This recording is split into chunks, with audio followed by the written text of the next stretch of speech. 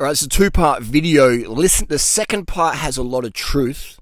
If you get triggered by truth, turn off after part 2. I'll let you know when part 2 is coming. This is part 1. This is safe for work. We'll try not to swear in this one. Why I like Team Sky, aka Ineos. I like Team Sky because if you're a cyclist, if you're a noob cyclist and you follow what Team Sky is public about, they're public about rim brakes, they're lighter, they're easy to service, there's less weight, there's less expense, the pads last longer, wheel changes, the bikes turn better in the corners under braking because the wheel doesn't warp out because there's brakes on both sides versus just one side, the wheel's more aero, etc. It's more user friendly for every single cyclist and mechanic out there. Rim brakes are just more user-friendly for road cyclists. That's just a fact. So if you're following Team Sky, Team Ineos, then you'll benefit from following their model. What is also Team Sky really good at? They're great at cadence. You know, they're really Lance Armstrong really brought cadence into the mainstream cycling world with his high cadence style, and they started pushing that big time. And people are like, oh, no, cadence is bad, blah, blah, blah. And then Chris Froome comes along, and I'm like, oh, my God, what a saviour. It's like, I was blabbing on about cadence in 2009, 10, 11. Then Chris Froome comes along, Wiggins come along, and they're just spinning to win. And I'm like, well, my job's easy. So if you follow the cadence model, you'll have better performance, you'll have better knee health, and you'll have a better overall bicycle ride because you'll have less fatigue metabolites because cadence at around 90, especially when you're pushing it, it's just going to be easier on your legs and it's just not so much easier, it's more effective and more efficient. I guess it is a bit easier because there's less pain, it's just healthier for your knee joints. Also like Team Sky because they chase marginal gains. They chase the better pillows and the better beds and the lower fat foods and the higher carbohydrate sugar drinks. There's that beta fuel, etc., which I think it should be called alpha fuel or sigma fuel because beta is low carb. Like people who are beta in society, that's just my little joke there. Beta's low carb, beta is simping, beta's excess self-judgment, etc. Beta's like blaming other people for your failures, etc. So alpha, sigma fuel, that's where it's at. So Chris Froome in the Giro just smashing all those sugars in, like a kilo of sugar a day, etc., etc. Just incredible carbohydrate intake, and then which totally debunked that Wall Street Journal stuff saying, oh, Chris Froome just eats avocados and eggs. That's all you need for a Tour de France champion. It's like, far out. So Chris Froome's performance on that finasteride climb, Finastère, whatever it's called, in the Giro 2018, just was like, yes, sugar, lets you perform off the bike and on the bike. All right? If you want to perform more, mentally or physically, you're going to need enough sugars. And so that's the model. They're very overt about it. The sugar, the cadence, the sleep, the bike, the bicycle setup, marking the seat posts, marking the handlebars. They even had a psychologist there, psychiatrist, telling people how to deal mentally with things, just have awareness without thought.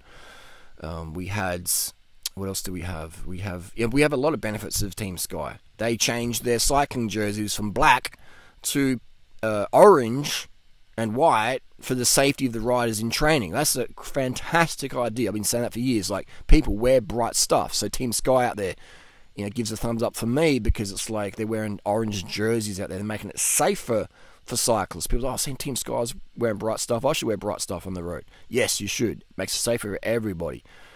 And so what else are they doing? Just things like that. All right. So that's the wrap up of part 1 of this video. That's a big reason I like Team Sky, because they make my job a lot easier, so maybe I'm biased there.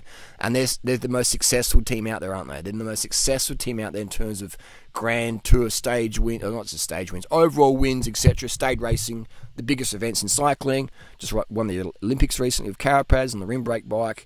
Marginal gains, cadence, carbs, hydration, etc. for the win.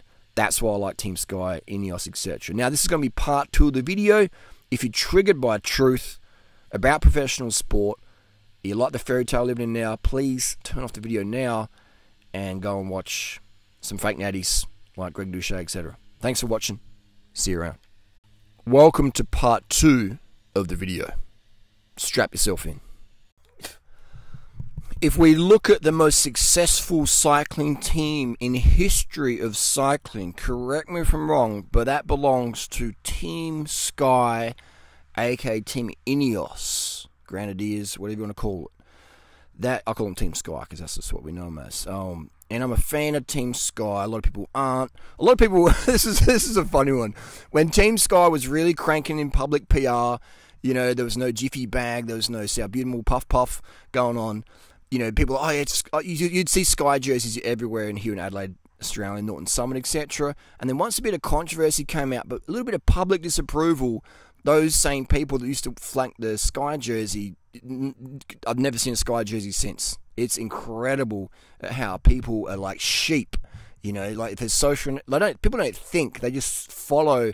I should say, majority of people are sheep. Majority of people don't think, they just follow what the social narrative is. Someone took too many puffs of an asthma puff. The Jiffy Bag. What was in the Jiffy Bag? Performance enhancing drugs, you idiot. This is professional sport. Stop being so naive. It's professional sport. Everybody takes drugs at that level, all right? Just stop with the naiveness. Stop with I can't support a doping team. All sports. If you watch Wimbledon, you're watching drugged up tennis players hit a fuzzy little plastic ball with tennis rackets made out of carbon fiberglass in China for a couple of bucks and sold to $500 to rich kids at private school. It's bloody sport business, man. It's professional business. It's professional business. But it's professional sport, which is a business of marketing product to noobs that are made, these products made cheap in the Far East, etc. I'm not saying there's anything wrong with this. I'm just saying this is the business model, people. Stop pointing out Team Sky. The puff puff, little frimmy puff puff. Like, it's just business, people, okay? It's business. So we can calm down, take a deep breath. UFC, steroids. Pro cycling, steroids. Swimming, steroids. Gymnastics, steroids. Look what they do to these teenage girls. We stunt their growth. We make them look like little manlets, And there's nothing wrong with that. If that's what I'm not saying anything wrong with that. I'm just saying what's what we do. We take little girls and we turn them into manlets via performance-enhancing drugs and brutal training regimes. This is not training for fitness and fun. This is a regime turning people, just churning them out. If you get a stress fracture, we don't care because there's a bunch of other girls behind you who will take your spot. Are you going to turn up the training? Take some painkillers, put your foot in a boot and get on that pole vault.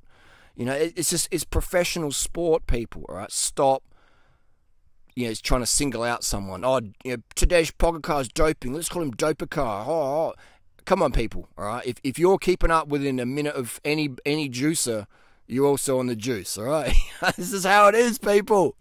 Like people like Lance Armstrong. The era. Like nothing's changed in pro sport except for people are just more smart about it. No one's keeping the EPO and the cocaine in the fridge and the bar anymore. It's just like it's more under wraps. Because there's cameras everywhere. Everybody, 99% of people out there have a cell phone, have a camera, have instant access. So whatever you do, is all on the World Wide Web. It can be within minutes. All right, so it's tight. All right, it's a lot tighter these days. But it's professional sport. The Olympics is going on right now. Okay, all right. So stop. Please stop. Durianrider, you support a doping team.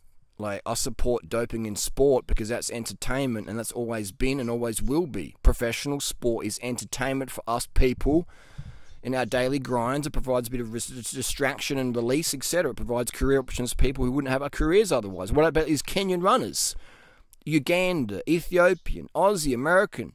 All right? If you're running with the people who are doing EPO times, you're also on the EPO. It's just how it is. It's human physiological limits. I wish we could have no drug testing, get rid of all, legalize everything so it could be safer for the athletes. Athletes would have to go to dodgy black market, designer crap to avoid testing protocols, etc., which is what's going on now. By having drugs, sports, PEDs semi-illegal, some illegal, you can take a lot of stuff that's legal, your TUE, etc., but the stuff that, the designer stuff that's being used to avoid drug testing is largely IQ, most of the situations, etc., EPO, etc., but people are taking variants of things. We don't know the long-term health consequences of these things. And the reason athletes are taking these things largely is to bypass and just have a bit less stress around doping control. So if we legalise the doping, we make it safer for everybody.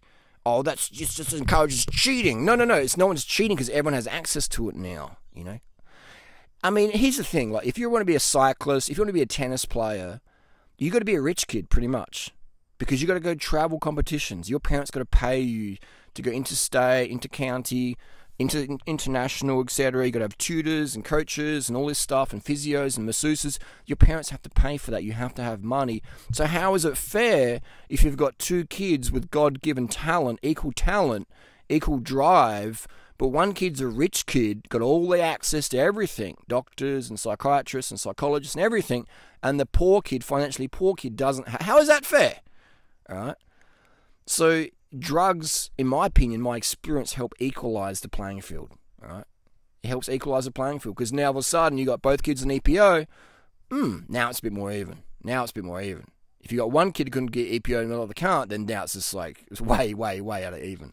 So for me, it helps even out. And then you have people who respond differently to drugs. Some people are hyper responders to EPO. Some people it doesn't give them much boost at all. So same with testosterone, etc. At low dosage in some sports. Some people take anabolic steroids and they gain too much weight and it kills their performance. I know for me, using anabolic steroids, certain steroids, it kills my performance because I gain like 4, 5, 10, 20 kilos I've gained from my peak watts per kilo wattages weight.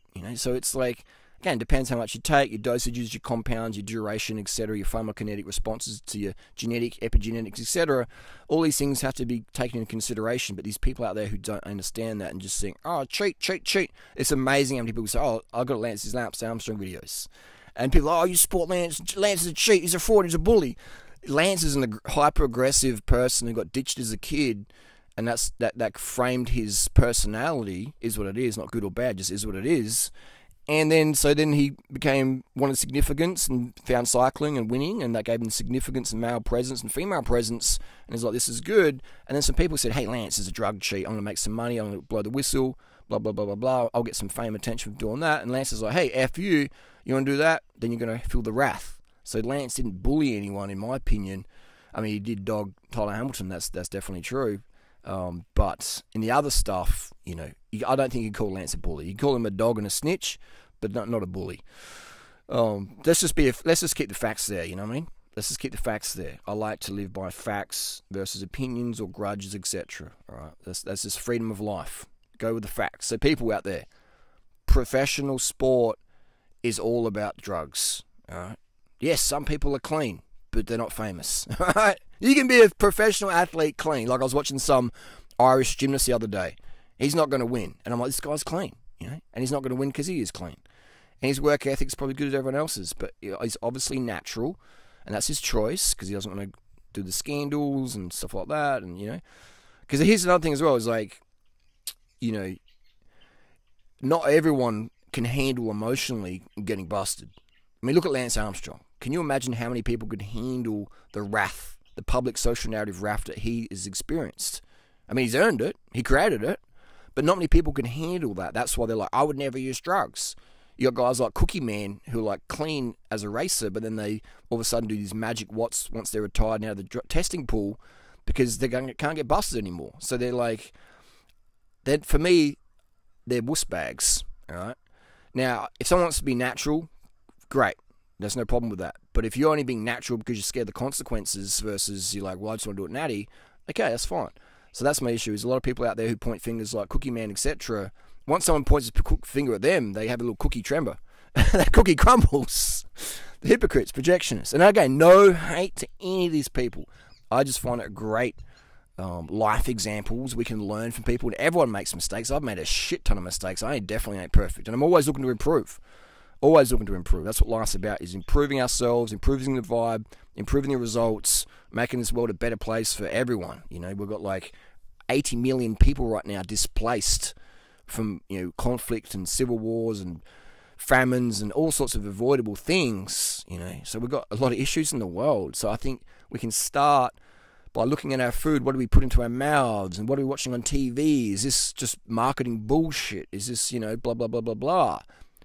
So it's pro sports, entertainment, it's drugs, provide entertainment. Do you know how much painkillers UFC champions take to deal with shin kicks and elbows to the leg and the face and the knee? They take a crap ton of painkillers, which can give you osteoporosis. To offset that, anabolic steroids are used to help that. It's the job. You're paid to win. If you lose, you get heckled, you don't get laid, you don't get paid as much. So people understand all your favourite sporting champions from when you were 2 years of age or 10 years of age. All of those gold medalists in the big name sports. I'm not talking archery, I'm talking the big name sports, the Michael Phelps, the Usain Bolt, the Michael Jordans. Everybody used a crap ton of performance enhancing cookies. Okay, that's just how it is. It changes physiology. You can't humanly do those things. You need freak genetics, you need freak luck, and you need a freaky amount of high quality pharma grade PEDs. That's just the facts. Deal with it, people, all right? Just deal with it. It's just, life's a lot easier when you can just see the truth and accept it and not take it personal. Like, are we adults? Or are we little kids believing Santa Claus is real and we're having a hissy fit at Macy's because, Mummy, you said Santa Claus is real and I just saw that guy having a cigarette at the back and he pulled his mask off. That's not real at all. Like, come on, man. Are you 8 at Macy's having a mental breakdown as an entitled brat? Come on, we're adults. Drugs, people. Drugs is what makes champions famous, okay? There definitely are some natural champions out there, and you've never heard of them. You've never seen them on TV, unless they saved a kitten from a tree, all right? This is how it is. Society loves a winner. Hypergamy don't care about second place. Hypergamy only care about the winner, all right? Hypergamy doesn't care how you won. Hypergamy doesn't care how you got your $1 million contract. Hypergamy doesn't care how the muscles or performance was built. Hypergamy just wants results. That's just how it is, people. And that is freedom. So why do I like Team Sky, etc.? I like them because they show, doing everyone else. They're doing all the things everyone else is doing, but they show the marginal gain benefits, the rim breaks, the not obeying to sponsorship rules as much. Like Pinarello would like them to promote disc brakes, etc. They're like, nah, we're going to go rim brakes because rim brakes are lighter, they're faster, they're easier wheel changes, the braking's more consistent because the pistons can't crack or overheat, blah, blah, blah, blah, blah. And our cyclists know how to use rims on the downhill, blah, blah, blah, blah.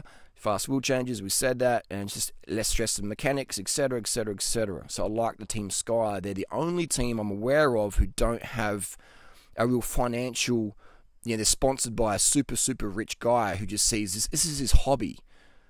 Correct me if I'm wrong, but Team Sky is like, it's a hobby. This guy doesn't have to do any work for the rest of his life. He's like a trillionaire, billionaire, zillionaire, and he likes cycling and athletics and running, and so he's just bankrolled these teams, and that's great for us as spectators.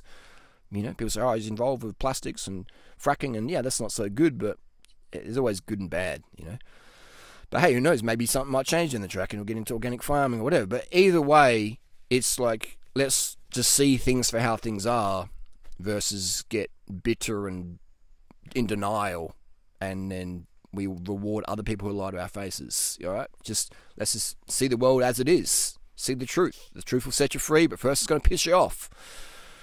That's just professional sport. There's no exceptions. There's no miracles. There's no fairy tales. There's luck and there's drama and there's things like that. But that doesn't give you a hemoglobin of 200. That doesn't let you run a sub 2 hour marathon. That doesn't let you smash up a climb at 6 watts per kilo after 3 weeks of racing with almost zero fatigue and zero sweat rate, etc. That doesn't let you bench press or power lift a certain amount of weight over your back without losing your whole spine, turning to dust, etc. Doesn't let you do little backflips as a gymnast. A 14-year-old girl turning into a manlet. The fairy tale, that luck won't let you do that. That is physiological changes, enhancements of the DNA, and changing your whole genetic blueprint, etc., or enhancing that, making modulations there. That's just pharmacology, pharmacokinetics. Make the champion, people. That's the bottom line. Without the farmer, you don't have that professional sports farm. The truth will set you free, but first, it's going to piss you off. Thanks for watching.